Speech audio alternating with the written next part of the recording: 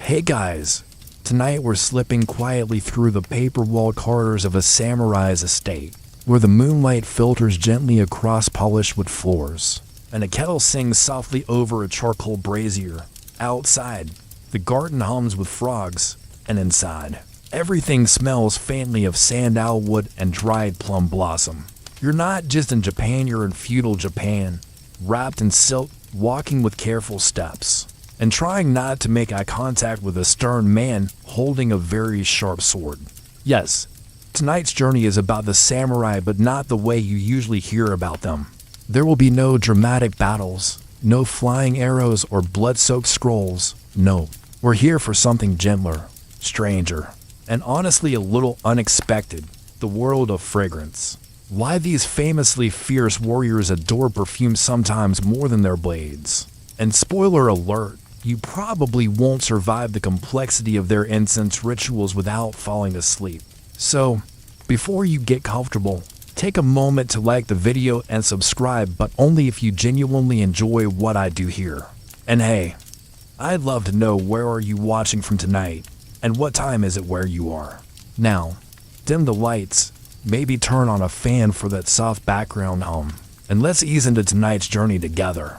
You begin in the late 1100s, somewhere between the Heian court's velvet poetry and the grittier rise of the samurai class. Picture yourself not as a warrior, not yet, but as a curious traveler, cloaked in borrowed robes and carrying a small notebook you're far too shy to write in. You step through Kyoto's damp back alleys and pass by low doorways where men with top knots murmur over cups of bitter tea. You're here for something unusual, and you're not sure what it is yet, but you're already catching hints of it in the air. It's not just smoke, it's refined, thin, almost ghostly. You smell sweet earth, something woody, and the faint sharpness of clove. You're told it's Kyara, the most prized agarwood, and you don't dare sneeze in its presence. 1 gram of the stuff could buy a horse. You duck into a modest compound belonging to a lesser-known but proud samurai house. It's not large, but the garden is carefully tended, and the stones in the walkway are damp and cool. The young heir of the family is inside, kneeling before a small bronze burner, fanning it softly with a feather fan. He's not praying. He's not meditating. He's preparing incense just as his grandfather did before him. You watch as he pinches a sliver of wood with tongs and places it delicately over the burner. A thin wisp of smoke rises, curling like a ribbon. He closes his eyes, bows his head slightly, and breathes in. It's not for guests. It's not for show. This ritual is inward, personal, nearly sacred. Here's the twist you weren't expecting. The samurai, these hardened men of combat and discipline, were borderline obsessed with fragrance. Not for vanity though, they weren't immune to that either, but as a part of their spiritual, philosophical, and aesthetic code. For them, scent was one of the ways to sharpen awareness, calm the mind, and, sometimes, mask the terrifying finality of death. You sit quietly on the tatami mat as someone offers you a warm towel and a cup of barley tea. Even the towel smells like dried chrysanthemum and cedar. Nothing here happens without fragrance. A servant quietly replaces the incense burner's coals. You notice that her sleeves are lightly scented too. Not perfumed, never perfumed. That's Western. Here, the scent whispers, never shouts. Historians still argue whether this deep relationship with scent started purely with the nobility and filtered down to the samurai, or if the warrior class developed its own aromatic rituals independently. What's clear is that by the 14th century, incense wasn't just a luxury, it was woven into the fabric of samurai life, sometimes quite literally. You start noticing how scent and silence often go together here. This culture doesn't need bold declarations. A good incense blend says what words can't. At the imperial court, you hear poems where lovers speak only of how someone's sleeve retained the scent of an evening spent near them. Imagine if your hoodie held the kind of romantic power. Now fast forward a few decades. A powerful general kneels in armor, preparing for battle. But before he tightens his sash or calls for his horse, he opens a lacquer box. Inside are small packets, some cloth, some paper, each containing resin, with shavings, or powdered herbs. He selects a combination, sprinkles it over a coal, and inhales deeply. The scent is calming. Familiar. It reminds him of his childhood tutor, his first duel, the temple where his ancestors sleep. This is not perfume, it's memory alchemy. Quirky fact time. Some samurai actually carried tiny incense burners into battle.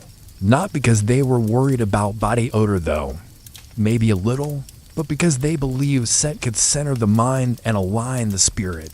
Even in the chaos of war, a steady thread of pure smoke could remind you of who you are or who you wanted to be. And while incense had been used in China and India long before Japan refined the practice, the Japanese elevated the ritual of scent like no one else.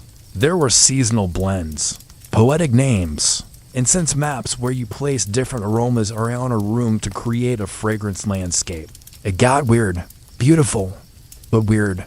You lean back slightly, the mat cool under your palms, and you realize this is a world where scent isn't decoration, it's philosophy. It's coded into rituals, ceremonies, and even military strategy.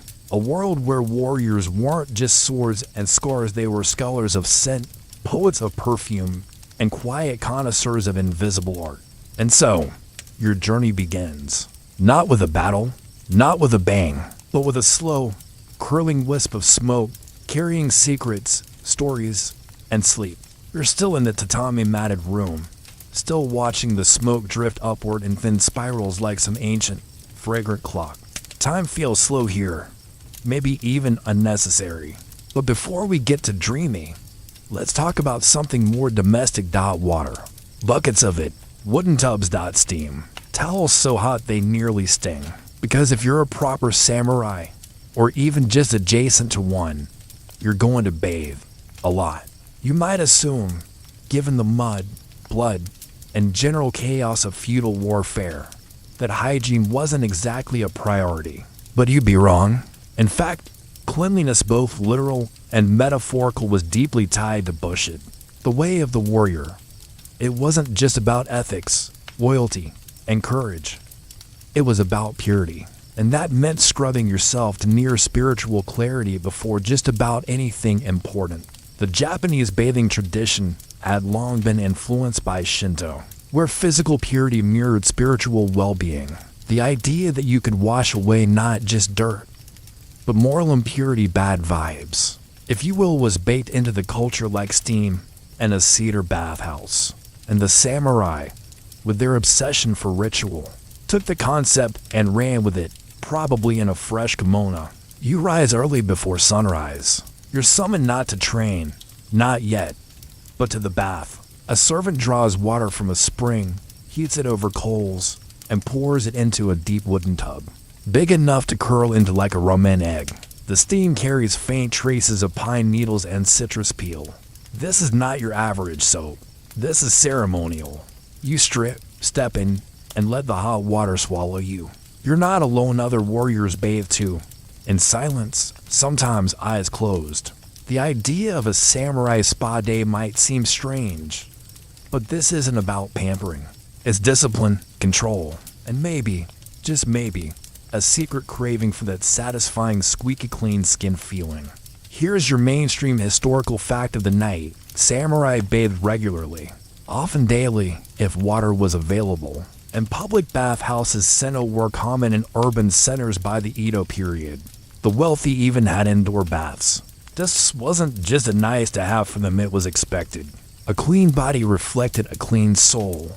Dirt was more than grime, it was dishonor. And after the bath, you guessed it, incense. But not just the burning kind. There were powders to blend it from camphor, clove, and sandalwood used to dust the skin, hair, and even underarms. Think of it like a samurai's version of dry shampoo meets spiritual Febreze. Now here's the quirky fringe detail. Some warriors would scent their scalp before donning a helmet. Because, well, imagine being locked in armor for hours. Things get steamy in there. But also, if you died in battle land, they were always expecting you'd want your corpse to smell honorable. No pressure, right? There was also the practice of purifying the mind through these rituals. Scholars believe the repetition, the boiling of water, the folding of towels. The gentle scrubbing had a meditative quality. It prepared you not just for combat, but for clarity. An empty mind was a ready mind. You weren't just cleansing your body, you were rinsing off distraction. And yet, historians still argue whether this daily obsession with purification was more religiously motivated, rooted in Buddhist or Shinto traditions, or whether it evolved later as part of an aesthetic elite culture tied to Kyoto nobility. Either way, the result is the same: squeaky clean warriors. You dry off, not with a rough towel, but with a soft cloth that smells faintly of rice starch and lavender. You're given fresh robes, sometimes lightly infused with incense, by storing them in perfume chests. The scent is subtle. You only catch it when you move. You head toward the main courtyard where breakfast is being served: grilled fish, pickled vegetables, and a bowl of rice steaming like your earlier bath. The meal is quiet. The only sound is the crunch of daikon. And yet, under the surface, everything is deeply alive. The layered rituals, the coded behaviors, the unspoken rules of scent and presence. You pass a small wooden box on your way out. It holds takemono, scent blends shaped into tiny pellets. The lady of the house has been working on them since dawn, mixing ground woods with honey, plum, and occasionally something strange like crushed shell or cinnamon bark. You recognize the smell from earlier, the faintly sweet, smoky undercurrent that lingers in your sleeves. And then, out of nowhere, your guide, a grizzled older retainer with an impeccable ponytail, leans in and says something quietly. What seems mundane, bathing, drying, dressing, is really preparation for life and death. In the stillness of these rituals, the samurai rehearse not only survival, but surrender. Every scrub, every rinse, is a reminder: you might die today, so wash well. You step outside, back into the garden path. The stones are warm now. The morning mist has lifted. The air smells like early jasmine and charcoal smoke from a distant brazier. You feel strangely lighter, and not just because you're clean. You're starting to understand the rhythm here, the way scent weaves itself into every ordinary gesture until nothing feels quite ordinary anymore. And just as you're taking that in, a soft gust of wind lifts the sleeve of your robe. A faint trace of incense drifts up. You smile. You hadn't even noticed when it was added. That's the thing about this world: it doesn't shout. It whispers. Always. You follow your guide through the garden, gravel crunching gently beneath your feet, toward a long wooden corridor that smells like cedar and thyme.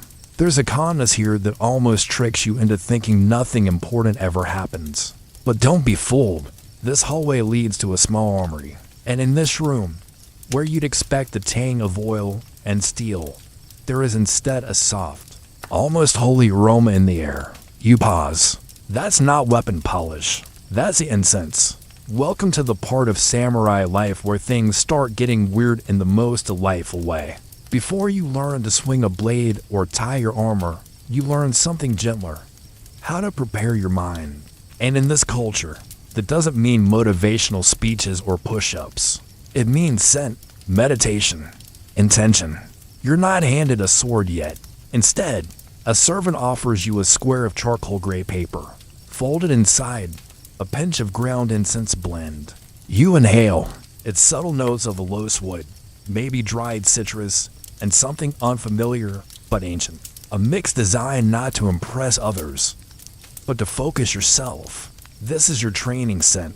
And yes, those were absolutely a thing. You might assume a warrior's gear is all about intimidation: sharp angles, lacquered surfaces, things that clink and gleam. But a surprising amount of attention was paid to what no one could see: the way the armor smelled. If you were suiting up for a duel, you might perfume your robes, scent your inner vest, even tuck an incense sachet into your helmet lining. Not out of vanity, but because it helped calm the nerves, slow the breath, steady the hands. Quirky fact alert: some samurai stored their armor in cedar-lined trunks with sachets of takemono, fragrance pellets, so that even unused, their gear would maintain a sense of quiet dignity. Imagine opening a weapon's chest and being greeted not by rust and grit, but by the smell of aged sandalwood and dry chrysanthemum. The logic wasn't mystical. Think about it, what do you do before a stressful event? Maybe put on your favorite hoodie, sip something warm, light a candle if you're fancy. These are sensory rituals, anchors. The samurai just happened to do it with smoke and sword polish. Historians still debate how standardized these fragrance practices were. Some say only elite families had access to the high-end incense ingredients, imported resins from Southeast Asia, rare woods like Chiara. Others argue that regional clans developed their own scent blends, like family crests in olfactory form. There's no clear consensus, just a lot of scrolls, anecdotes, and one suspiciously detailed diary entry involving plum blossom ash and a duel that ended in a tie. You're invited to sit with a young trainee barely 15 who is polishing his armor. Every movement is precise. He works silently, and when he pauses to wipe sweat from his brow, his sleeve releases the same scent you smelled earlier, the blend of spice and resin. You realize it's not just for show. He's using it to breathe better, focus. Not unlike athletes today who have lucky socks or specific warm-up songs. Same instinct, different century. You're shown the process for scenting armor. It starts with tiny cloth sachets filled with powdered sandal wood, maybe crushed cloves or cinnamon bark. They're slipped discreetly into folds of fabric or inside helmet padding. In some cases, warriors even rubbed a resin-infused oil onto their undergarments before battle. Not much, just enough to leave a trace. Not for others, for themselves. And if you're still raising an eyebrow thinking, these are supposed to be warriors, don't worry. They'll still slice through an enemy with the precision of a sushi chef. But they'll do it smelling faintly of moonlit forest and dried yuzu peel. That's range. Another layer to all this is the idea of preparedness, not just for battle, but for death. If you died, your body might be handled by someone else, often a comrade or even the enemy. Samurai went to great lengths to ensure that their corpses would not be offensive. Literally, they wanted to die with dignity, and that meant not smelling like a dirty rag in summer armor. In some clans, it was even customary to perfume the inside of one's helmet before battle. So if you went out fragrant. The practicality of it all still surprises you. This wasn't done with flowery language or mystical chanting. It was quiet, systematic. Fold the cloth, measure the resin, store it with a bowstring. Simple tasks, repeated every day. That's where the power was. Your guide opens another drawer in the armory and shows you a collection of Keibako incense boxes, each beautifully lacquered and carved. They look delicate enough to hold jewelry, but inside are compartments for various woods, herbs, and powdered blends. He lifts a lid and lets you lean in. This one smells sharper, more pine, maybe camphor. For cold mornings, he says simply, by now, you're not even surprised. Of course, there's a scent for cold mornings. You leave the armory slowly, eyes adjusting to the bright garden light, and suddenly, the idea of a perfume-obsessed warrior doesn't seem so ridiculous. You get it now. Scent wasn't a luxury. It was another kind of armor. Not for the body, but for the mind. The wind shifts. You catch a new smell, earthy, bitter, almost like leather. A fire has been lit somewhere nearby. You follow it without thinking. Footsteps soft on the path. Somewhere, a brazier is warming for another incense session, and you feel yourself drawn to it like moth to flame, or maybe like a samurai to his own pre-battle ritual. Either way, you're starting to realize this history may be boring on the surface, but beneath the smoke, it's utterly alive. You follow the scent until you arrive at a quiet room framed by bamboo screens. The kind of place that feels more like a pause than a destination. Low cushions line the floor, and a single bronze incense burner rests at the center. Perched atop a smooth stone slab, the smoke that curls from it is slow, deliberate, like it's thinking about something. You sit. This is not just another random room with a nice smell. This is a critter chamber where the way of fragrance is practiced. Think of it as the ceremony's more mysterious, scent-focused cousin. And yes, samurai took part in it often. You might be picturing warriors doing scent appreciation as a sort of high society flex. And you'd be partially right. But it was more than that. Critter was a test of memory, refinement, discipline, and even subtle strategy. Imagine a game of guess that smell, but with spiritual implications and centuries of tradition behind it. And guess what? You're playing tonight. A small tray is brought in. On it, 3 tiny scent burners, each with a different wood. You're instructed to close your eyes, breathe in slowly, and try to distinguish them. Not name them, just feel the difference. The first is warm, familiar. The second is drier, almost peppery. The third smells like wind through ancient trees. Welcome to the incense game. Here's your mainstream historical fact. Critter, meaning the way of fragrance, became a codified cultural art form during the Muromachi period, 14th–16th century. Practiced alongside tea ceremonies, sadar, and flower arranging gajur. Samurai were expected to master these as part of their education. Yes, it was cool to wield a katana, but if you couldn't tell your agarwood from your kyora, well, were you even cultured? The key to critter wasn't naming the scent. It was expressing how it made you feel. There was even a poetic system of describing incense personalities. You didn't say, "This smells like cloves." You said, "This reminds me of a lonely crow calling in autumn," or like the brush of silk across a pillow at midnight. A little dramatic. Sure not, but also kind of magical. You watch as the samurai begin the ritual. They kneel.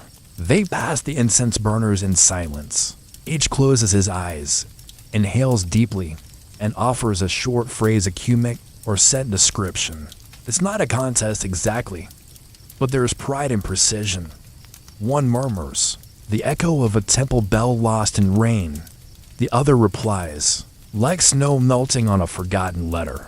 Now, the quirky fact of the night, some critter sessions were so intense that participants would train by fasting for a day beforehand, believing that hunger sharpened the senses. And in more than one record, a particularly competitive lord would accuse his opponent of scent cheating, burning a similar wood the day before to tilt the odds. Think of it like olfactory doping.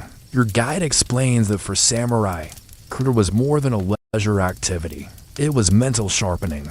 In battle, you had to read your opponent's intent, their mood, their breath. Critter was practice for that. You weren't just smelling incense.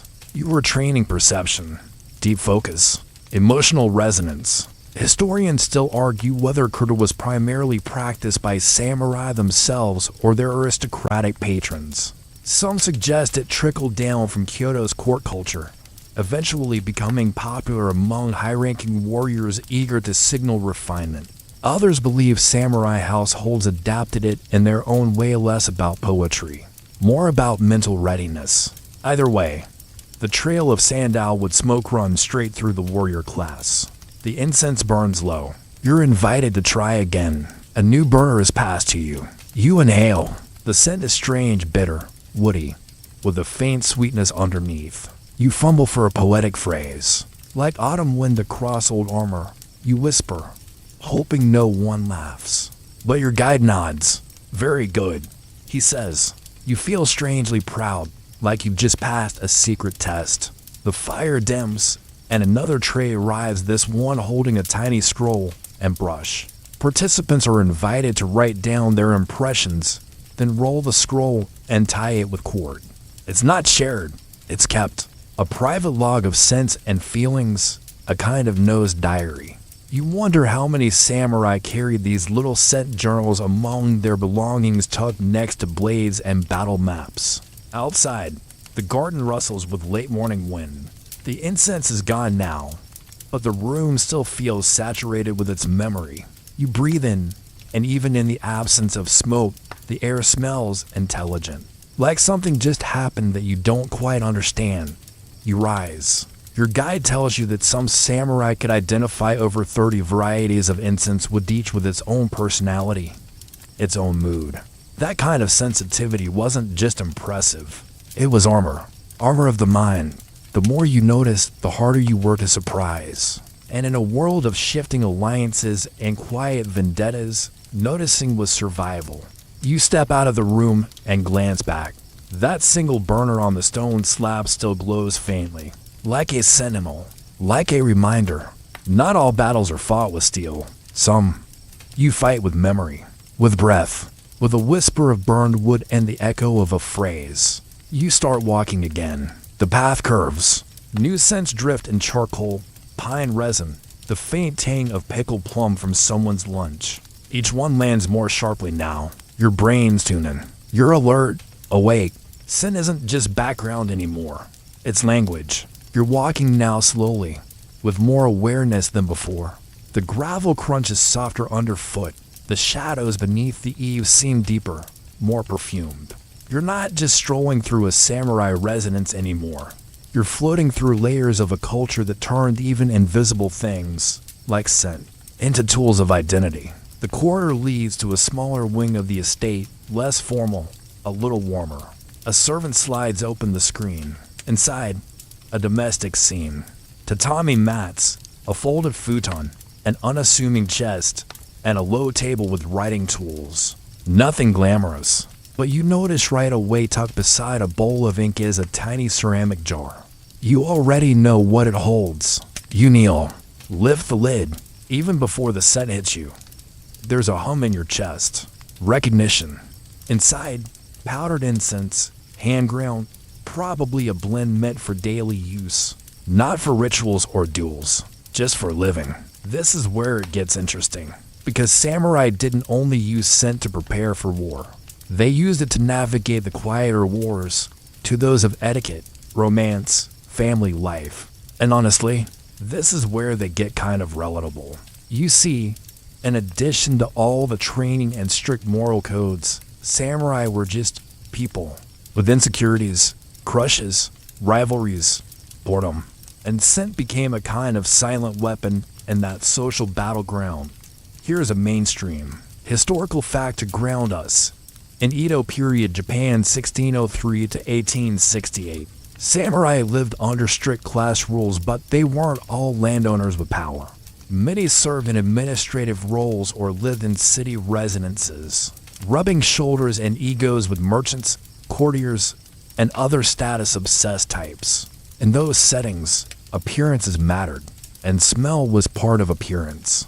Enter the layered fragrance strategy. No, that's not what they called it, but it's exactly what it was. Start with a scented hair pomade, usually a blend of wax and fragrant wood oils. Add a sachet in the inner kimono sleeve. Dust the underrobe with powdered sandalwood. Not too much, just enough that if someone leaned in to whisper something scandalous, they catch a whiff of your carefully cultivated aura. Some even carry tiny incense containers tucked into their obi sash. Think of it as a scent pack pocket square. It wasn't unusual for a samurai attending a formal event to refresh his fragrance discreetly, like today's dab of cologne in an elevator mirror. Quirky fact of the night, there's one record of a samurai who insisted on burning incense near his pillow every night, not to sleep better, but because he believed his dreams were more strategically vivid when his nose was soothed. He called it mental sharpening. His servants called it another excuse to burn the good stuff. A faint floral note might signal someone was recently in a garden, or that they'd just come from a lover's house. A trace of clove. Maybe they were visiting a merchant family known for their spice imports. You begin to realize, in a society where direct speech could be dangerous, scent did a lot of the talking. Historians still debate how widely this scented social dance spread across classes. Some argue it was mainly practiced among high-ranking samurai and Kyoto elites. Others believe the lower-ranking warriors, especially those stationed in Edo, engaged in their own fragrant performances adapting scent use to crowded, urban life. The evidence is scattered. Some diaries mention it casually. Others treat it like a state secret. A scroll is unrolled for you. Its calligraphy fine and fluid. It's a letter between the samurai friends. At first glance, it reads like polite chatter, weather, health, a little gossip. But your guide points to a line. The cedar still lingers from last night. That's not about construction material. It's a flirtation. A scent clue. The kind of thing someone leaves behind on a pillow to be noticed later. You smile. Some things really don't change. Back in the room, The domestic jar of incense is still open. You pinch a little between your fingers and rub it gently into your palm. The scent warms with your skin, soft, spicy, a bit playful. You wonder if this blend was chosen for a reason, a mood, a memory, a person. Another scent drifts in stronger, smokier. Down the hall, someone's warming charcoal, probably for a guest, maybe for tea, maybe something more formal. But that fragrance burning a loose wood, crisp edges of cypress is a reminder that not every scent was gentle. Some had sharp elbows, and when used correctly, they could unsettle a rival just as well as a well-placed glare. You walk toward it slowly. The house creaks softly, a sound like old doors and secrets. You pass another room, this one clearly lived in. Scrolls on the wall, a katana resting near the entry, and near the window, a brush pot. Tucked inside, not just writing tools, but a small container of clove oil. Your guide raises an eyebrow. Good for the teeth, he says, then adds, and for the breath, especially before meetings. If you had to make a speech, propose a marriage alliance, deliver bad news, you'd want your voice steady, your breath fresh. Maybe even just the act of applying the oil helped you feel in control. Like modern folks who reapply lip balm before difficult phone calls. You start to see how scent filled in the emotional gaps. It wasn't just decoration. It was function, therapy, expression, self-control, maybe even self-respect. You move past the doorway, your fingertips still carrying the powder's warmth. Somewhere outside, a bamboo chime clicks in the wind. Inside, everything is calm, measured. But now you know behind the calm, there's 1,000 quiet decisions. One of them was choosing the right scent. And in a world where saying the wrong thing could ruin your standing, sometimes it was smarter to speak with fragrance instead. The corridor opens to a larger room, quieter still. But this time the quiet has weight. You feel it settle on your shoulders, not unpleasant, just dense. Tatami stretch in wide, smooth lines. No clutter, just order, just space. On a low platform at the center, armor. Not the flashy, lacquered display kind. This set is worn, softened at the edges, cloth faded, metal dull from touch and time. Beside it, a lacquer box carefully sealed, shaped like a half moon. You already know what's inside. You kneel. The lid slides away with a sigh, and the scent that escapes is so layered it stops your thoughts. Earthy base notes, a sharp green edge, sweetness barely. You lean closer. It's K, again. But this isn't ceremonial or social. This is preparation. You're looking at the personal incense kit of a warrior preparing for battle. Here's your mainstream historical fact. It was common for samurai to perfume themselves often subtly before going to war. Not out of vanity, but as an act of discipline. Ritual cleansing. It's what you did before donning armor, writing death poems, and marching into what could easily be your last sunrise. A perfumed body was a prepared body. And here's the twist. It wasn't just about readiness. It was also about legacy. Imagine this. You're heading into a battle you might not survive. Your sword is sharpened. Your affairs are in order. You know that if your body is found on the field fallen, exposed, broken, it will still smell like honor. That was the thought behind the act. A final defiance against decay. You wouldn't control how you died, but you could control how you were remembered, even by the scent that lingered on your robes. The concept has a name, Shiniki no Kei, a practice described in ninja manuals as well as samurai records. Warriors would anoint themselves with specific fragrances, sandalwood, clove, or powdered musk. A custom blend, stored in sealed pouches sewn into clothing, or applied beneath underlayers. The goal wasn't to overpower, but to haunt. Your quirky fact. In one Edo period letter, a retainer describes how his lord requested to be dressed in his favorite incense blend even after death so that, in his words, no carrion bird would dare forget me. Intense, but also kind of poetic. Maybe you'd ask for the same. Maybe not the bird's part. Historians still argue whether battlefield perfuming was widespread or reserved for elite samurai. Some say it was a quiet rite done only by the most refined or philosophical warriors. Others argue it became commonplace standard ritual, like sharpening your blade or folding your will. After all, incense was relatively accessible in small quantities, even to lower-ranked samurai. But the quality of your scent, that spoke volumes. You close the box. Your guide lifts a piece of armor gently and arm guard and holds it toward you. You lean in and catch it. Faint but real. The ghost of a lose wood, soaked into the fabric lining. Not just scent memory. It's not hard to imagine the man who wore it quiet, disciplined, maybe scared, but determined and scented like calm. There's something deeply human about this. All across history, people have prepared themselves for death letters, goodbyes, locked drawers. But to do it with scent, that's an act of intimate control. Like saying, even if I fall with dignity. You stand slowly and follow your guide toward a smaller chamber connected to the armory. It's bare except for a calligraphy scroll on the wall and a tiny incense burner already lit. The kanji on the scroll translates to clarity in the scent of passing, a phrase from a death poem written by a general before battle. The room isn't for combat training, it's for mind training, a place to steady the soul, to breathe in the scent of impermanence. You sit here for a while, silent.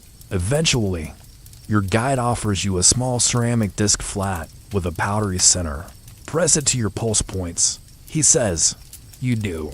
The fragrance is sharp at first, like pepper bark and lemon wood, but it softens fast. Your wrists feel warmer, like you've drawn courage into your veins. He tells you that some warriors made their own blends, private recipes, oils or powders passed down, or invented or adjusted based on the mood of a campaign. A siege required something grounding vetiver or myrrh. A duel might call for something cleaner, sandalwood with pine resin, that kind of thing. A famous story tells of a warrior who disguised his fear with a mix of camphor and musk, giving off a scent so bold his enemies thought he was already celebrating victory. Fear masked in fragrance. That's one way to do it. You're offered a folded cloth plain, but treated with scent. You slip it into your sleeve, like they would have. Not overpowering, just enough to catch, to carry. And then something shifts. You realize this isn't just about how the samurai faced death. It's about how they kept their mind from breaking before they got there. This scent ritual wasn't about denial. It was about clarity, holding fear still, making peace with chaos. When everything else is violent and loud, scent is quiet, steady, a thread back to something gentle. You sit a little longer. Let the scent settle into your lungs, into your thoughts. You start to understand how this could become a habit, a defense, a comfort you carry when nothing else is certain. The room is still. Outside, wind stirs the trees. You imagine the battlefield, the smell of blood, mud, wet iron, and in contrast, the faint perfume of a warrior's last choice. One final gesture of control, of grace. You stand, changed, and as you walk out, that scent walks with you. You step outside the quiet room, the scent still whispering along your skin, and into a cool garden path. Gravel again, but this time it crunches under you like a slow drumbeat. Left, right, left. You pass under a wooden beam that still holds the faint scent of cedar sap and sun. Another layer of the story, waiting to be noticed. A different kind of energy now, less ceremonial, more personal. You've seen how scent played a part in war, in discipline, in the art of dying well. But here, nestled between bamboo fences and a row of plum trees, you're about to meet a softer but no less strategic aspect of the samurai's fragrant life. Romance. You walk into a small, half-shaded room that feels like it's hiding something. There's a folded screen in the corner, delicately painted with cranes and reeds. A lacquered writing desk, and beside it there it is again, a small dish of K. This one's not smoky like battle incense. It's floral, light, almost bashful. Here's your mainstream historical fact. Samurai weren't monks. Many of them married, had children, or took part in the complex rituals of courtship and flirtation, particularly when visiting Kyoto or serving at a daimyo's court. And in those dances of etiquette and affection, fragrance played a role just as important as poetry or posture. It wasn't uncommon for a well-cultured samurai to compose a waka poem, select a scented sachet, and present it along with a letter to a potential romantic interest. Like a calling card, but more poetic and a lot more layered. You reach for a folded note on the desk. Your guide nods for you to open it. A delicate slip of rice paper, ink strokes flowing like water. You read, cherry petals, duet moss, a hint of sandalwood. When she received it, she wrote back, "You've made my world smaller and sweeter." Others point to court records that hint an entire matchmaking ceremony structured around Kurder, the way of incense, where compatibility was tested not by speech, but by scent preference. You begin to understand how rich this system really was. It's not just, do you smell nice? It's, do you understand subtlety? Do you value grace? Can you appreciate something fleeting and invisible? You imagine the scene to young samurai at a spring gathering, sleeves brushing, each wearing a different blend. A shared glance, a whispered comparison. Is that plum and cypress? No apricot bark and green tea smoke. Cue the blushing, cue the drama. And of course, fragrance lingered. It haunted the walls, the bedding, the paper. So a romantic encounter wasn't just in the moment it echoed. Like finding someone else's playlist burned into your dreams. Long after the words were forgotten, the scent remained. Your guide leaves you behind the screen now. A futon, folded robes, a chest half open, revealing delicate pouches tied with red string. Each one a different blend. You lift one to your nose.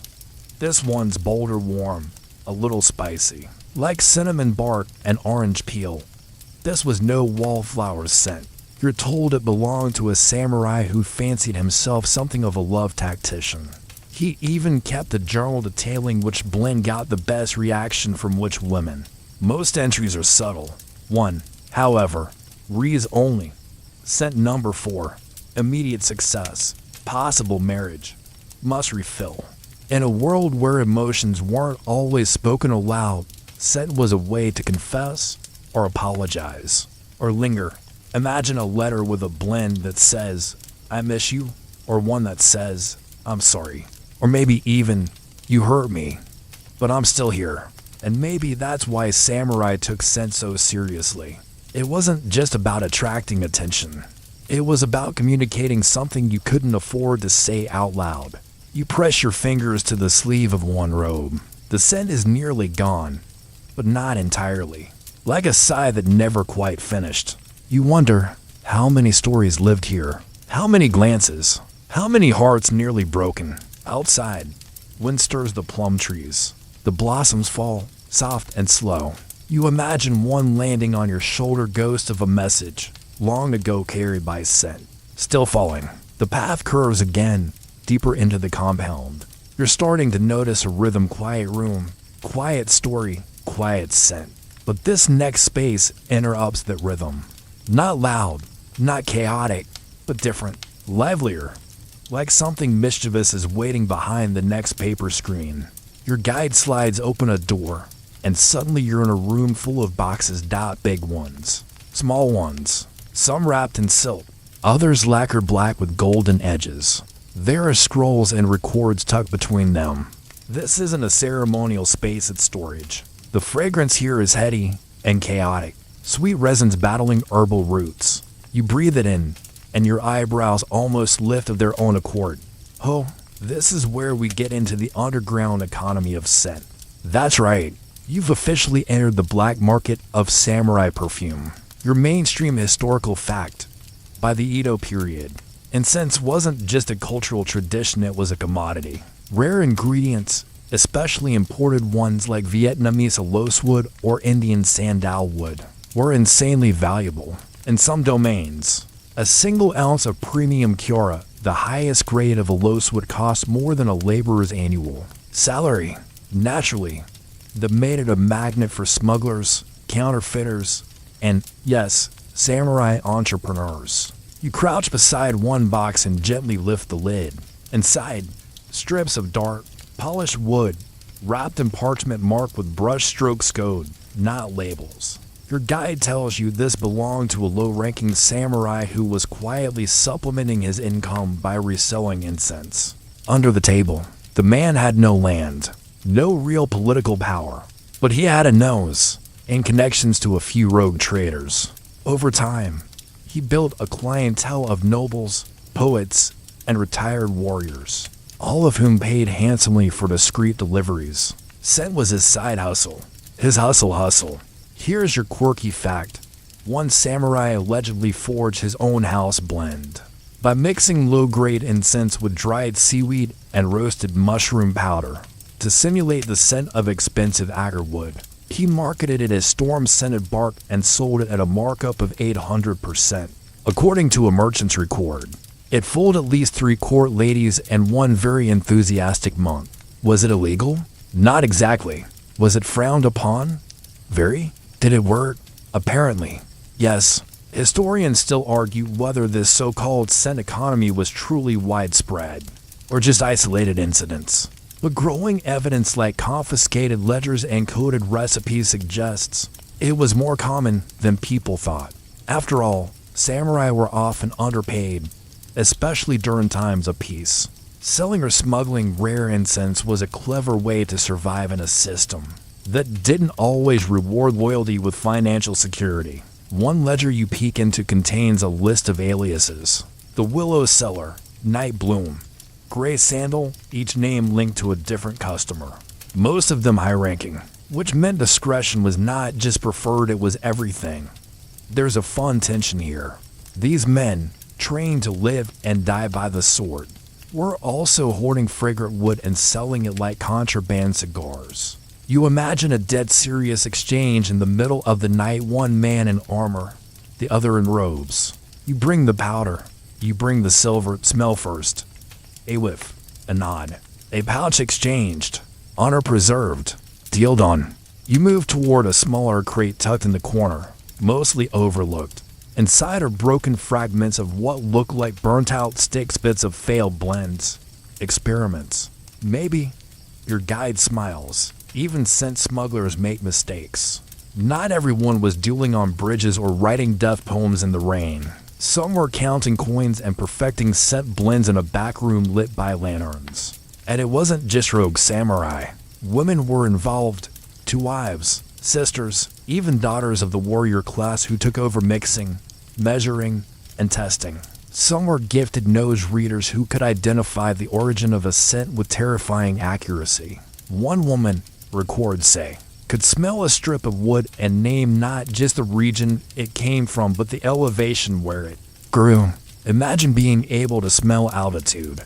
You wonder how much of the knowledge is still floating around. Maybe tucked into a family line. Maybe burned up, gone like the smoke it came from. You trace your fingers along one box that's slightly open. A sachet falls out. You catch it before it hits the ground. It's wrapped in plain silk, stained at the corners, and the scent that comes from it is strange, sweet, but sour. Almost like dried plum mixed with clove and ash. Your guide frowns. Unfinished blend, he says, meant to mimic the smell of a battlefield after rain. Either way, you place it gently back in the box, and as the lid closes, you start to see this whole incense world not just as tradition but as survival. Scent wasn't just an aesthetic preference. It was an economy, a signal, a secret handshake. You walk out of the room with a small paper sample your guide hands you. Unmarked, he says. We don't know what's in it. You hold it to your nose. Pause. Can't place it. Maybe that's the point. A final trace of someone's quiet rebellion. A whisper from a samurai who didn't have power but who could still make something that lingered. The corridor narrows again. Your footsteps grow softer, the floor beneath you muffled by woven mats. You notice that your breathing has shifted, not just slower, but fuller, as if your lungs now expect incense to be part of the air. You've been steeped in it long enough to crave it. Curious, isn't it? How something invisible can shape your whole mood. Now you enter a long, dim hallway lit only by hanging lanterns and a faint glow leaking through paper walls. Each door along this passage is shut, silent. The hush feels sacred, almost heavy, like walking through a library where the books are made of scent, and every blend is a story sealed inside. This part of the compound was for introspection, your guide tells you. For meditation, for Kurdur. The way of incense. Here comes your mainstream historical fact. Kurdur was one of the classical Japanese arts of refinement, like the tea ceremony chado or flower arranging ikebana, practiced by the aristocracy and the samurai elite. It wasn't just about smelling incense, it was about listening to it. That's right, they called it manku, or listening to incense, because you weren't merely sniffing, you were engaging in quiet conversation. With a drifting trail of smoke, you slide open one of the doors. Inside is a small, exquisitely simple room. A low platform in the center, cushions. A single incense burner carved from jade. No decoration, no fanfare. Just space and stillness. This is where they play the incense games. You sit on the cushion, and your guide places a small mica plate over warm ash, setting a chip of fragrant wood on top. No flames, just the rising warmth and a whisper of scent, dry, clean, with an almost lemony sharpness. You close your eyes. In Kurdur, participants would gather to compare different incense woods, trying to identify them blindly. There were elaborate rules, scorecards, even poetic themes.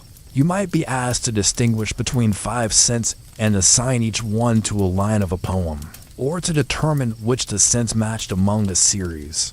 It was part quiz, part art, part meditation. You breathe in again. The scent has changed. Warmer now, deeper. Like old paper, sun-dried tea leaves, and something like the inside of a cedar chest that's held secrets for too long. Here's your quirky tidbit. Some samurai train their noses like warriors, train their sword arms. There are accounts of men practicing scent recognition in the dark, even blindfolded, refining their memory of hundreds of incense blends. One daimyo supposedly could distinguish to 100 different woods and gave each one a nickname, like spring rain, melon fog, and my grandmother's laughter.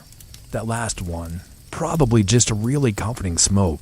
Historians still argue whether Kurdur was purely recreational or whether it played deeper roles in diplomacy and alliance building. After all, when powerful men gather around a low table in silence, guided by shared sensory experience, bonds are formed, secrets exchanged. Scent doesn't just float, it connects. You shift slightly on your cushion. The silence is doing something strange to your mind. It's not empty, it's full. And the incense seems to be carrying memories that aren't even yours. In one corner, there's a tiny drawer with folded paper strips, recordings of past Kurdur matches. You open one, a simple note. I still voted for it. Back in the day, Kurdur sessions could last hours, sometimes longer. Tea was served, robes were changed, silence was encouraged, but not demanded. If someone had something poetic to say, they could say it. Otherwise, the incense did the talking, and the timing of the set was everything. Each participant only got a few breaths to listen to a wood. Too early, and it hadn't bloomed yet. Too late, and it was already fading. Just like a conversation, you had to be present, or you'd miss the moment entirely. You think about that, a room full of powerful people, quiet, breathing the same air, trusting each other to honor a fleeting note. No recordings. No do-overs, just this breath, this scent, this now. There's something deeply restful about it. Even now, you can feel your heart sensing with the rhythm of the invisible perfume curling through the room. It's like smoke hypnosis. You catch a third scent, this one strange, bittersweet, almost metallic. Your guide says it's sasura, a wood believed to bring clarity. Some samurai used it before major decisions. Others burned it before duels, not to calm themselves, but to remind them of consequences. It's not hard to imagine someone staring into the rising column of scent, asking a silent question. Am I sure? Do I know myself? Can I carry this through? You linger in that question for a moment, watching the smoke rise and vanish into the beams above. Some say Kurdur was meant to sharpen the senses. Others say it was meant to blur the edges of the self. Either way, it left you changed. The scent is almost gone now. You close your eyes one more time. When you open them, the burner is empty. Just the soft hiss of warm ash cooling. You step back into the hallway. The doors are still closed. The quiet holds. But now, it feels like the house is listening to you. You keep walking. The hush lingers. But the hallway begins to widen. The walls are painted in subdued hues, soft greens and muted creams, as if even the colors were chosen not to wake you. You're deeper into the resonance now, somewhere private, more personal. The floor creaks just slightly beneath your weight, and you get the sense that the walls here have overheard a lot over the centuries. Your guide slows and gestures toward a narrow sliding door, half open. This one belonged to a mid-ranking retainer, he says, but he was more famous for his perfume recipes than his sword skills. You're invited to enter. The room is modest. Tatami mats, a small writing table, shelves stacked with tiny ceramic jars, scrolls, and a few wax-sealed wooden boxes, their contents a mystery, probably on purpose. The smell in this room is complex, earthy, citrusy, something vaguely animalic, almost musky, and definitely handmade. This was a mixing room, a place where perfume wasn't just used, it was crafted. Here's your mainstream historical fact. Samurai and aristocrats didn't always rely on commercially produced perfumes. Many had personal blend signature scents they composed themselves or commissioned from scent masters. These weren't applied like modern cologne. They were gently wafted into garments, folded into fans, or even stored with weapons so the air around them carried their essence before they even spoke. What's more, these custom scents were sometimes guarded like state secrets. Recipes weren't written down in full. They were taught in fragments. Father to son, teacher to pupil. Miss one part, and the whole thing smelled like roasted moss. Not in a good way.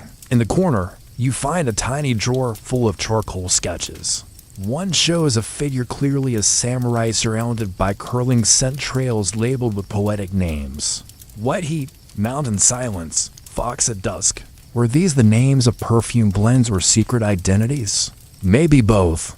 Here's your quirky tidbit. One particularly eccentric samurai is rumored to have created a scent based on the memory of his favorite rice dish. He combined dried bamboo leaf, toasted barley, and a trace of wild ginger to recreate the smell of his mother's cooking. His peers mocked him until a noblewoman caught a whiff, declared it nostalgia and smoke, and demanded a batch for herself. He went from being the joke of the court to being booked out for the next 6 months. Historians still argue whether these personal perfume blends were true artistic expression, or just elaborate class signaling. Were these scents meaningful, or were they just another way for the upper class to show off? Likely, it was both. For some, it was ego in a bottle. For others, it was memory, identity, or love made invisible and portable. You lean over the desk and see a tiny sealed scroll.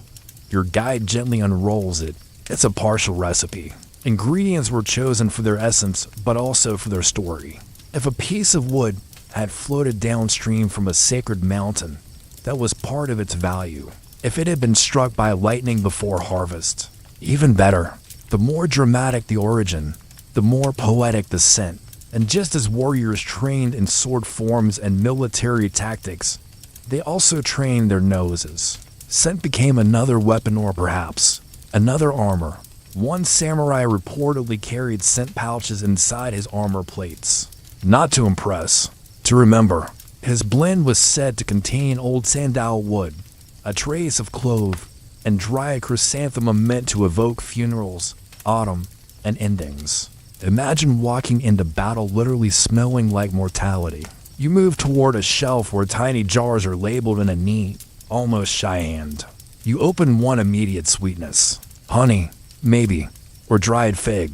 Another, smoke and sea air. A third, burnt leather and pine sap. Each scent is a mood, a message, a mask. Samurai use perfume not just for aesthetics, but as a way to control perception. If you walked into a negotiation smelling like fresh grass and citrus, you seemed youthful, open. If you entered a room with a scent like cypress and camphor, you seemed sharp, cold, calculating. You weren't just seen, you were sensed. Some wore different perfumes for different meetings, like wardrobe changes. One record from a Kyoto household lists the perfumes their lord used for various occasions. Maybe they are, just not in this much silk. You linger over one last scroll. It's tattered. The ink faded into a soft blue-gray. You can barely read it, but one phrase pops. Smell not to be noticed. Smell to be remembered. A way for samurai to say, this is me, even when everything else name, family. Even destiny was out of their control. And now you, too, are carrying those invisible threads in your hair, your clothes, maybe even your dreams. Time to move on. The scents will stay.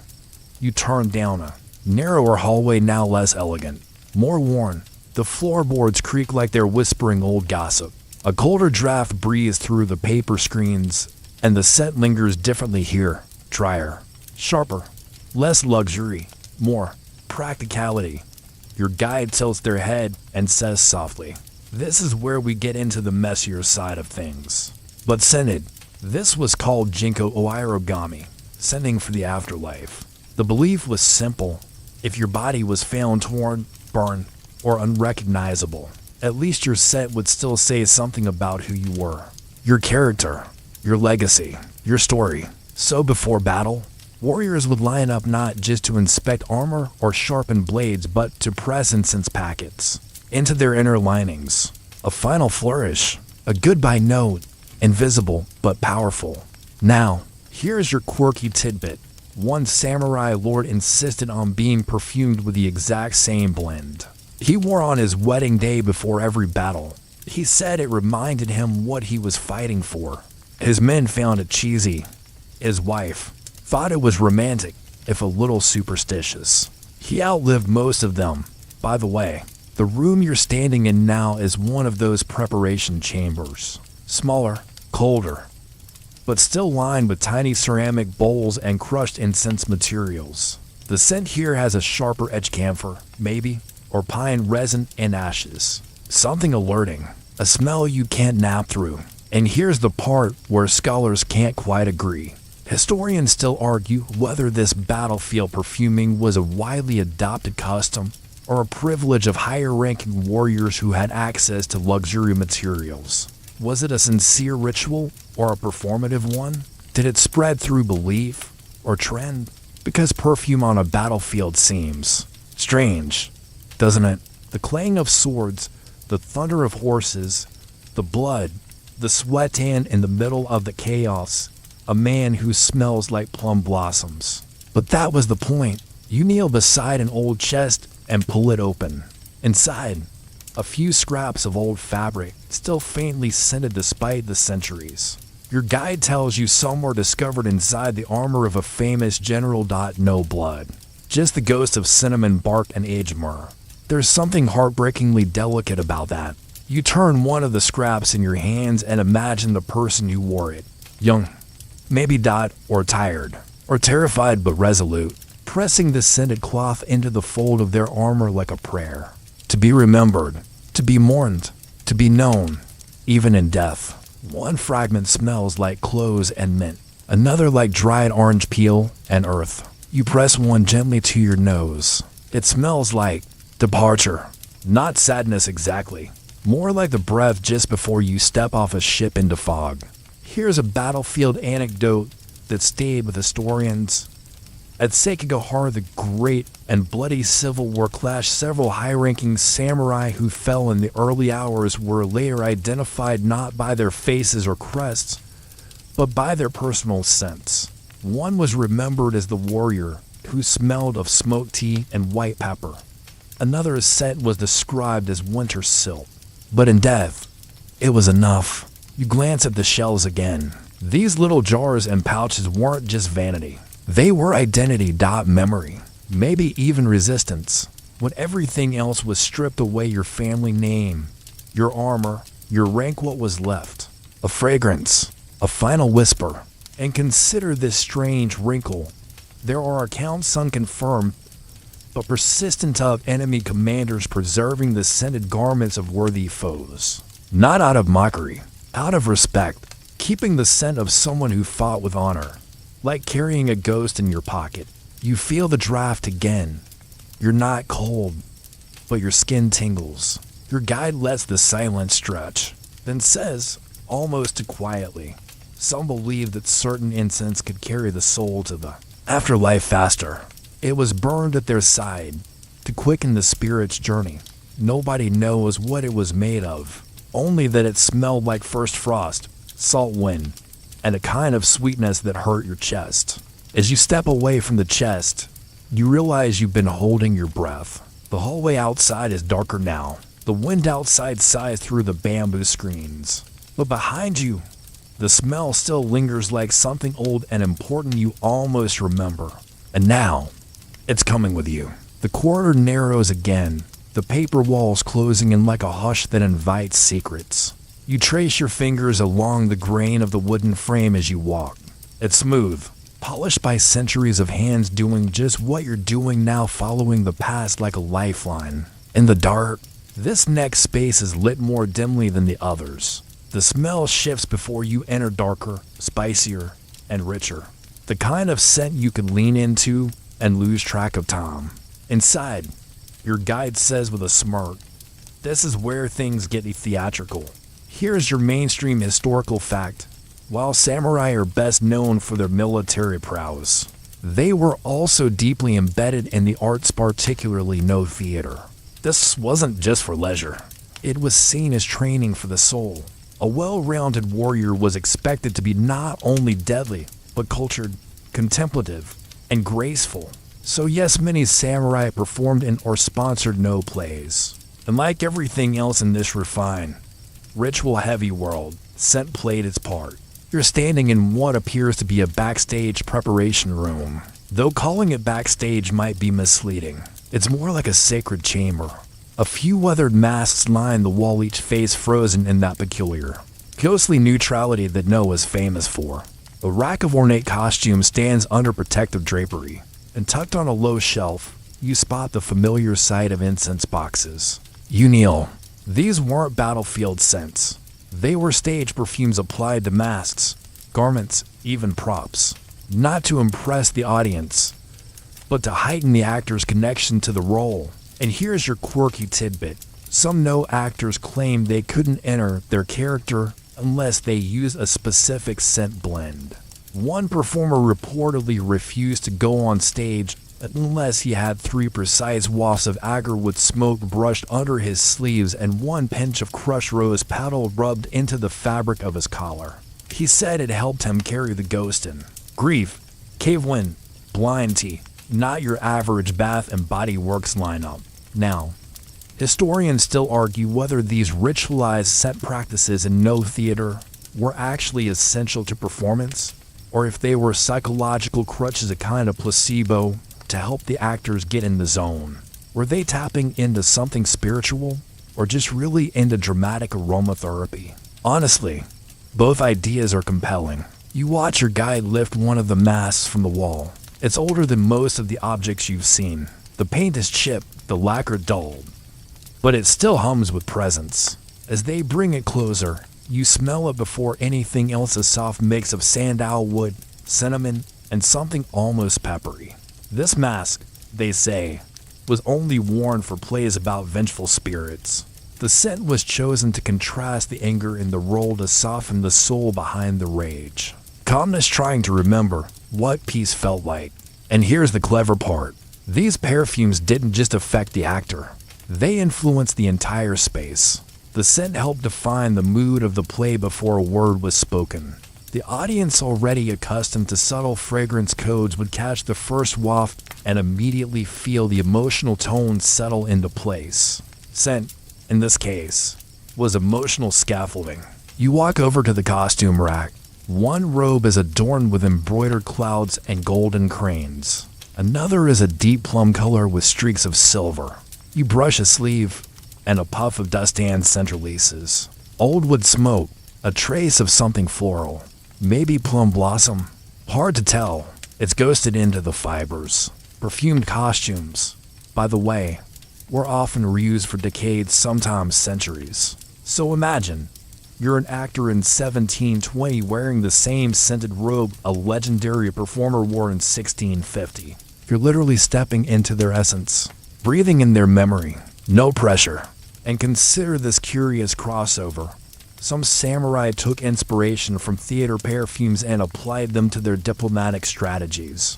Hosting a rival, light an incense that evokes still water and fallen leaves. Visiting a lord's estate, wear a scent that smells like pine needles and snow, dignified, distant, cool. They weren't just borrowing clothes from the theater. They were borrowing psychological tools. Your guide lifts a mask toward you, offering a closer look. You hesitate, then lean in. The scent is strange, sharp, and earthy, with something metallic underneath. That one was used for warrior ghosts, they say. You're supposed to feel unsettled. These scent rituals weren't just aesthetic, they were acts of reverence. The performer wasn't just pretending to be the spirit. They were inviting the spirit in. Through the mask, through the movements, through the scent. You step back. Suddenly the room feels fuller. Not crowded, but watched. Not in a scary way. More like someone is waiting for the next cue. As you move toward the door, your guide adds, the best performances lingered in the air after the actors had left. Not because of applause, because of perfume. You follow your guide around another corner, this time into a room that feels less sacred, less theatrical, and more intimate. This is a domestic space. You can feel it in the textures, the worn floor mats, the sliding screen just slightly off its rails, the soft flicker of candlelight that seems less curated, more lived in. There's the subtle scent of roasted barley tea and aged cedar. But beneath it, something else, something richer. Your guide gestures toward a low cabinet near the wall. Welcome to the world of pillow scents. But often, they were crafted with care, chosen for comfort, nostalgia, or dreams. Some families even had seasonal pillow scents. In summer, mint, camphor, and citrus peels to cool the mind. In winter, cinnamon, clove, and warm woods. They didn't just sleep in scent, they slept with it. Now here's your quirky tidbit. Some samurai kept what were essentially scent diaries. Tiny parchment scrolls stored in bamboo tubes, where they would record the exact blend of a scent they wore, gifted, or slept with, complete with who gave it, how it made them feel, and whether the dream that followed was good or bad. It was like perfume therapy meets dream journaling. One scroll reads, new sachet from Hannah. Sweet plum and moss.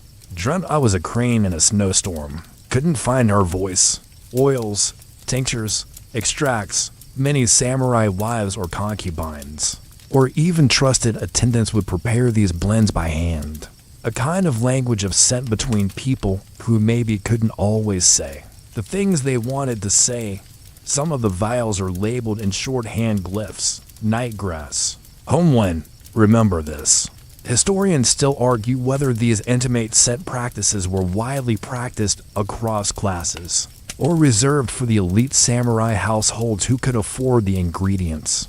Was this a private art passed between lovers and family, or a trend lifted from the aristocracy and worn like a fashionable sleeve? Either way, the evidence is undeniable. Scent wasn't just public ritual or battlefield poetry, it was tangled deep in the fabric of domestic life. You move to a sitting cushion near the window. The shutters are half closed, casting lines of soft light across the floor. You can almost picture it, a samurai loosening their robe after a long day, sinking into the cushion. The pillow already laced with scent waiting by the bedding. Not always a lover's scent, mind you. Sometimes it was the smell of a garden from childhood, a tree that once stood outside the family home, a place long gone, but preserved in sandalwood and smoke. And get this, some samurai brought travel sachets with them. Small perfumed bundles meant to make even the coldest and feel like home. Think of it as the 17th century version of bringing your own pillow to a hotel, but with way more poetry and less polyester.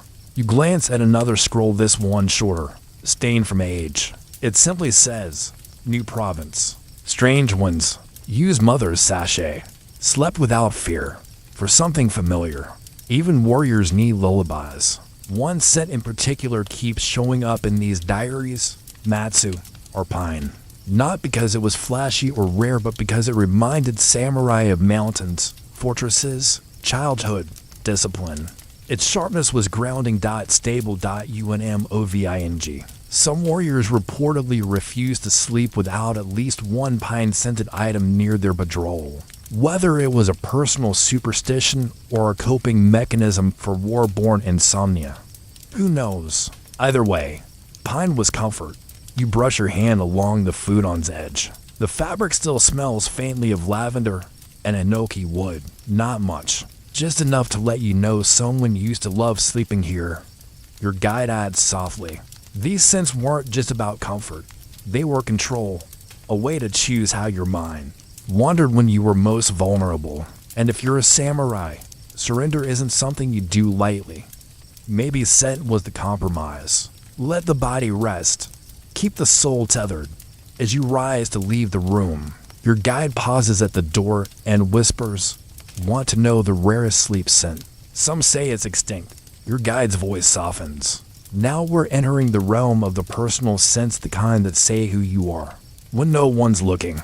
Here's your mainstream fact. Samurai often carried personal scent packets called koribukuro. These pouches were portable, filled with carefully mixed perfumes and incense powders.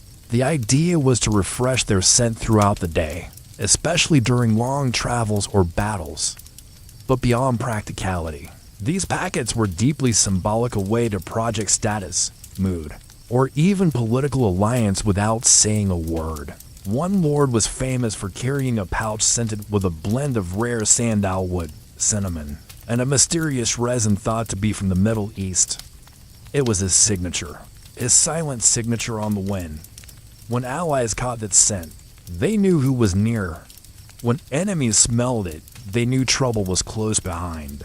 Now here's your quirky tidbit. Some samurai took the creation of their koribukuro so seriously that they hired specialists almost like personal perfumers, who would mix scents based on astrological readings, the weather, and even the phases of the moon. One such expert reportedly concocted a scent blend designed to make the wearer appear more charismatic and persuasive during peace talks. Historians still debate whether these mood-enhancing scents actually worked or were more placebo. But hey, when you're about to negotiate life and death, a little psychological edge can't hurt. Your guide reaches for a small, intricately carved wooden box. Inside lies a blend that smells faintly of cedar wood, green tea, and a hint of something floral, perhaps plum blossom. They explain this kind of scent would be worn during calm days or meetings with trusted retainers. It's about balance and control. One fascinating aspect is how these scent pouches intersected with the samurai code of honor. Bushido. Carrying a signature scent was more than vanity, it was a declaration. A reminder that even in the harshest moments, refinement and dignity were never to be abandoned. You watch your guide carefully wrap a new sachet in soft silk, sealing it with a tiny ribbon. It's an intimate act, like tucking a secret into a pocket. And it strikes you how much trust and care must have gone into crafting these everyday rituals. As you rise to leave, your guide offers a small smile. Scent is invisible, but it's the closest thing we have to a soul's fingerprint. You continue along the dim corridor, the flicker of candlelight casting long shadows that dance quietly along the paper walls. The scent shifts subtly, a blend of cedar smoke and something softer, maybe plum blossom or dried ginger. The atmosphere feels more reflective now, as if you're stepping into a memory. Your guide leads you into a room lined with scrolls and lacquered chests, the unmistakable signs of a scholar's retreat tucked inside a samurai estate. Here, the world of scent takes on a new role, not just a personal or theatrical flourish, but a tool of meditation and mental discipline. This is where Kodo, the way of incense, truly breathes. Unlike the hurried burning of incense in rituals or theaters, Kodo was an art form practiced with deliberate slowness and care. The goal was to engage all senses in a quiet, focused experience, burning incense with precision, inhaling its changing notes, and contemplating the subtle messages carried in smoke and scent. Your mainstream historical fact: Kodo emerged as a refined cultural practice in the Muromachi period 1336 to 1573, evolving alongside tea ceremony and calligraphy as a pillar of samurai aesthetics. It wasn't just about smelling good. It was a spiritual exercise, a path toward inner calm and clarity. Now, the quirky tidbit: the practice sometimes included what might seem like a game called kumik, or incense mashing. Participants would try to identify unknown blends of incense by scent alone, sometimes blindfolded. The winner was the one with the most acute sense of smell, and the deepest knowledge of fragrant woods and spices. Apparently, some samurai became so skilled they could distinguish between different batches of agarwood just by a single whiff. Historians still argue whether Kodo was truly widespread among all samurai, or mostly reserved for cultural elites with the leisure to pursue such delicate arts. After all, many samurai spent their days in harsh training or warfare. So the question remains how accessible and practiced these refined ceremonies really were. Your guide pours hot water into a small ceramic brazier, carefully placing charcoal discs inside. The ember glows red, ready to coax the incense into slow combustion. They hold up a small wooden box of fragrant chips, releasing a faint, earthy aroma of sandalwood mixed with camphor and something green and herbal. As the smoke curls upward, your guide's voice drops to a near whisper. The art is in the patience, in the waiting for scent to change and reveal itself. Your guide then pulls out a scroll with poetic verses about incense, how it carries away the dust of the world and opens the mind like a morning flower. The language is gentle, almost hypnotic. You wonder, did the scent truly open their minds, or was it a ritual to encourage mindfulness? Much like a modern meditation practice, probably a bit of both. As the final wisps of smoke fade into the quiet room, your guide offers. Kodo teaches patience, presence, and humility, all vital for a samurai, both on and off the battlefield. The air has cooled and now carries a fresh, green scent as if you're stepping out into a forest clearing after rain. Your guide's voice is quiet but steady. Now, we're moving from the personal and ritual into the practical, the everyday sense samurai lived with. The atmosphere here is less formal, more alive. Here's your mainstream historical fact. Samurai gardens were carefully designed not only for beauty, but also for utility. Many included herbs like mugwort, wormwood, and mint plants prized for their scent, insect-repelling qualities, and even medicinal properties. Samurai households relied on these plants daily, weaving scent into their routines from morning to night. Your guide kneels to pick a sprig of mugwort, its leaves soft and slightly bitter. This one was especially important, they say, used in cleansing rituals, burned as incense, and sometimes infused into bath water to ward off evil spirits and illness. Mugwort, in particular, was thought to cloak the wearer in a kind of protective mist. A popular tale tells of a samurai who credited a pouch of wormwood for saving his life when an enemy's arrow missed him by inches. Historians still argue whether these beliefs had practical merit or were mainly superstition, but the cultural significance is clear. As your guide shows you around, you notice small pots of flowers like chrysanthemums and iris plants, also prized for their seasonal symbolism and fragrance. Chrysanthemums represented longevity and rejuvenation, while iris was linked to purification and protection. You run your hand along a row of fresh herbs, their scents mingling mint's cool brightness, sage's earthiness, the faint sweetness of flowering thyme. It's a natural perfume, untamed but purposeful. Then, your guide points to a small earthenware pot containing a losewood chips, known as jinku. These were the prized heartwood of a rare tree, imported from faraway lands, used sparingly due to their cost. Burning jinku produced a deep, complex scent prized in samurai tea ceremonies and religious rituals alike. It's fascinating to realize how these everyday scents were tied into larger cultural practices. They weren't isolated gardens, baths, incense, tea ceremonies, and even armor rituals all connected through scent. Your guide smiles softly. The garden was both a refuge and a weapon. These plants kept bodies healthy and minds sharp. They were armor in their own way. There's something ritualistic about the simple act of washing with fragrant water, reminding you that even small sensory experiences could anchor a samurai's day. Historians still argue whether samurai gardens were primarily designed for aesthetic contemplation or practical self-care. Some say the scent gardens were more symbolic, representing harmony with nature, while others emphasize their health and tactical uses. Either way, the garden's quiet fragrance fills you with a sense of calm resilience, the kind born of patience and knowing how to find strength in subtlety. You inhale deeply, letting the mingled scents wrap around you like a soft, green cloak.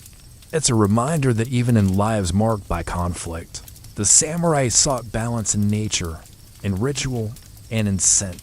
You step back, the fresh garden air mingling with the faint smoke from the brazier behind you, feeling a little more grounded as you move onward.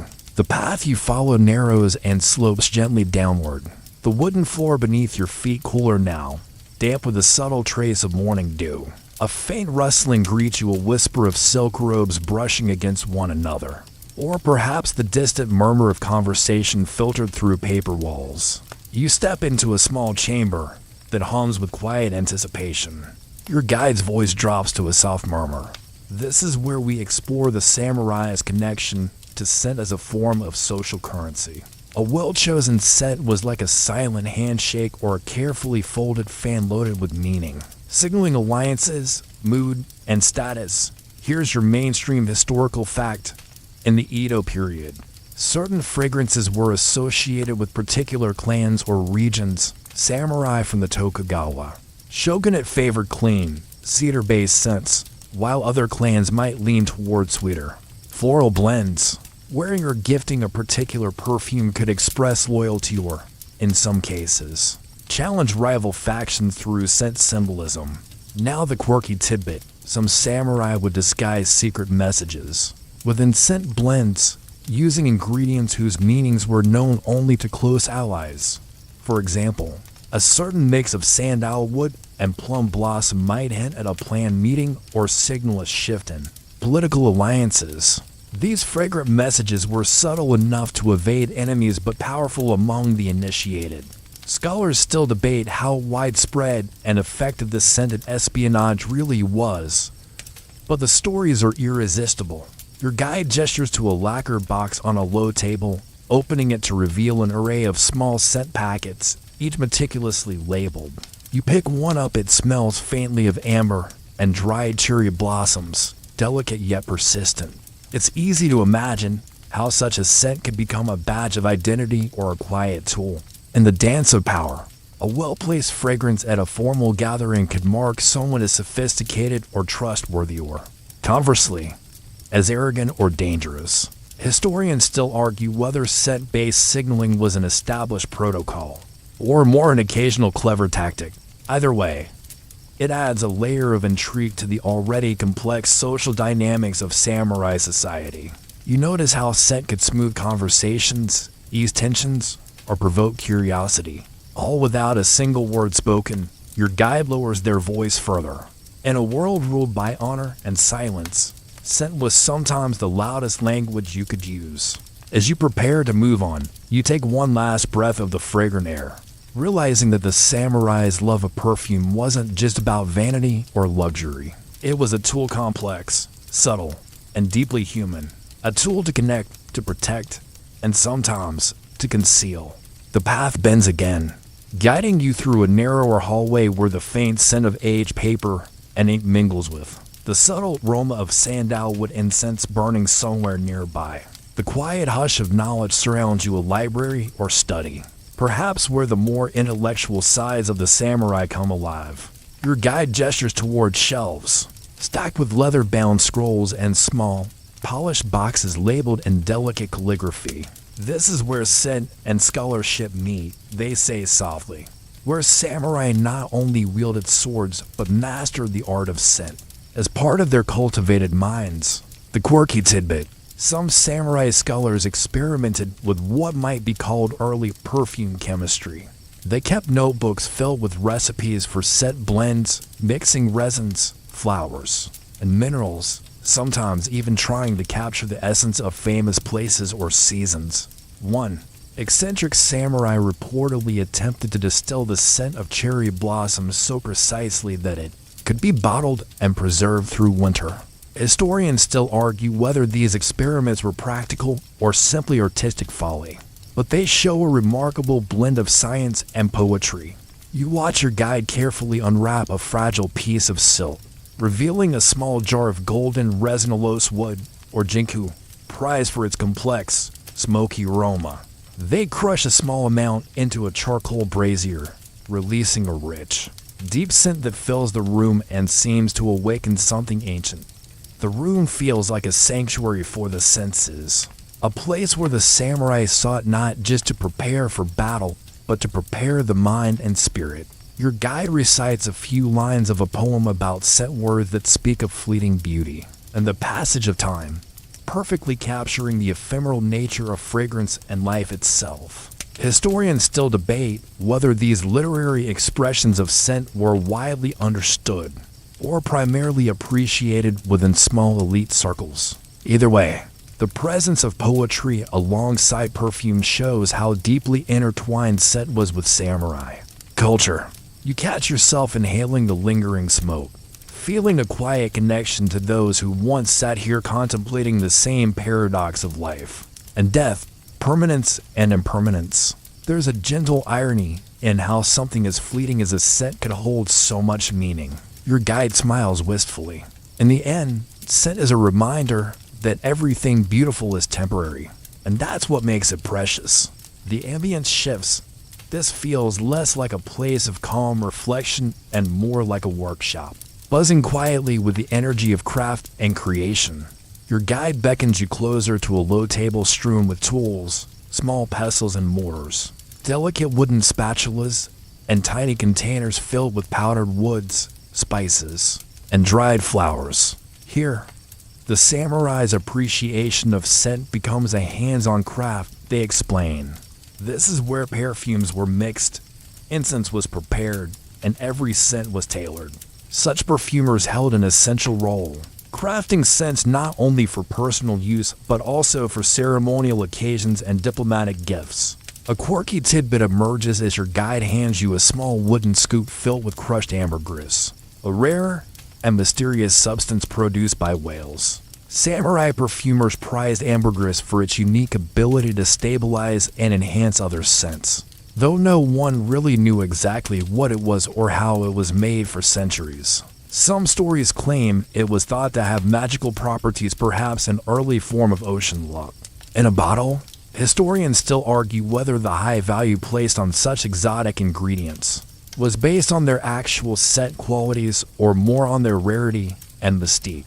Regardless, the allure of distant lands' perfumes was undeniable. You watch carefully as your guide demonstrates blending a traditional incense mix, combining sandalwood, clove, cinnamon, and a whisper of musk.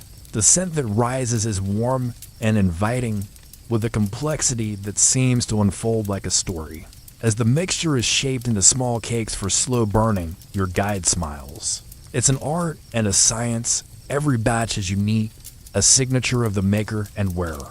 The balance of ingredients had to be just right. Too much musk could overwhelm, while too little clove might leave it flat. You think about how the craft of scent making mirrors the samurai's own life. Precise, disciplined, yet creative and personal. As you prepare to leave, your finger is still faintly scented with the rich incense blend. Your guide adds quietly, in a world where honor was often proved by the sword, scent was a softer weapon, one that could open doors, calm tempers, and create memories. It's a curious contrast to the harshness you'd expect in a warrior's quarters. Your guide's voice lowers as you approach a display of helmets and chest plates. This is where scent meets the battlefield, they say, where fragrance served a practical and psychological purpose. Since samurai warriors could wear their armor for days, these scents helped maintain morale and personal dignity. as well as deter insects attracted by sweat and grime.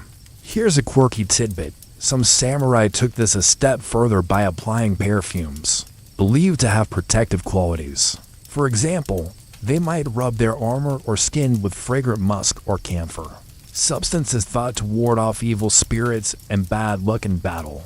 Some even claimed these scents could strengthen the wearer's resolve or confuse enemies by masking their natural smell.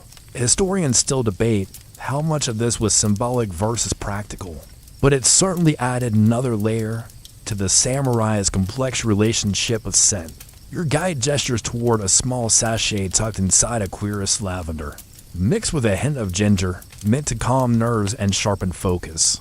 The idea that scent can influence a warrior's mindset is fascinating. A soft whisper of calm amid the chaos. You imagine a samurai preparing for battle, carefully applying scented oils, knowing that these invisible aromas would follow him onto the field in invisible armor of sorts. Your guide's voice softens. Fragrance was part of the warrior's identity.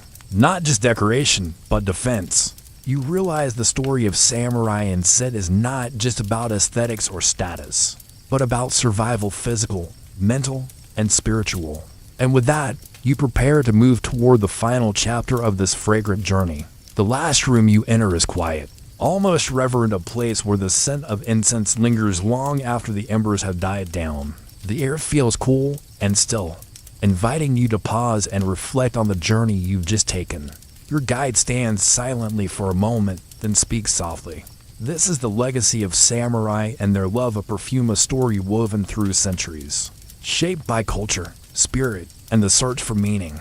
Yet, the cultural practices around scent persisted, influencing Japanese arts, tea ceremonies, and even modern perfumery. The quirky tidbit to close on: some contemporary Japanese perfumers trace their craft directly back to these samurai traditions, blending ancient recipes with modern techniques. One master perfumer still uses the same rare, a losewood species revered centuries ago, preserving a fragrant thread that connects past and present. Historians still debate how much of this continuity is romanticized, but the cultural resonance is undeniable. You breathe deeply.